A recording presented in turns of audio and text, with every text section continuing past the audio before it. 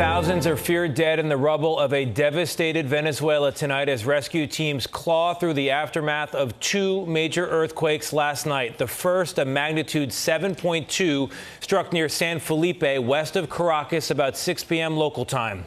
The second, just 39 seconds later, even stronger, a magnitude 7.5. At least 100 buildings collapsed in one coastal state alone, and this may go down as the deadliest quake in Venezuelan history. CBS News correspondent Lilia Luciano has details.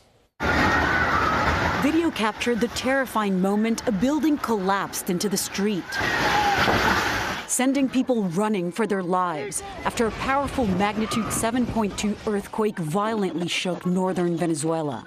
It's the heaviest quake felt in Venezuela.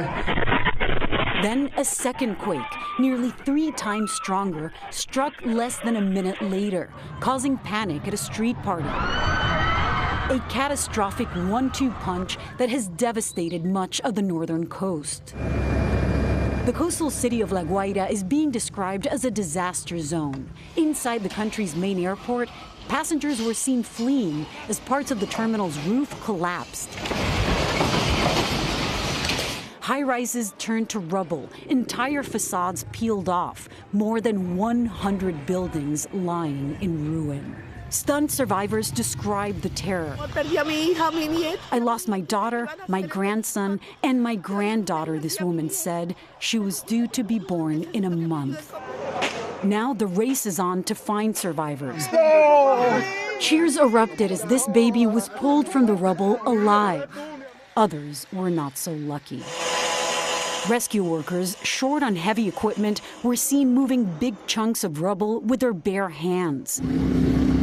The U.S. has pledged $150 million in aid and mobilized much of the needed support. They have much of collapsed buildings, and so they'll need a lot of help in terms of digging through that. Officials feel a mounting death toll as thousands are still missing. There are now growing frustrations over the lack of that heavy machinery that's needed to lift the pieces of those collapsed buildings where there's people still inside waiting to be saved. Acting President Delcy Rodriguez is asking the private sector to help with whatever equipment they can spare. Tony. Lilia, you've reported extensively from Venezuela over the years. Your first thought when you heard about this? Well, Tony, this is a country that is now facing a major crisis on top of a humanitarian crisis. It's a country where millions of people have been struggling to get access to reliable health care, to electricity, clean water, to a stable economy. All of those issues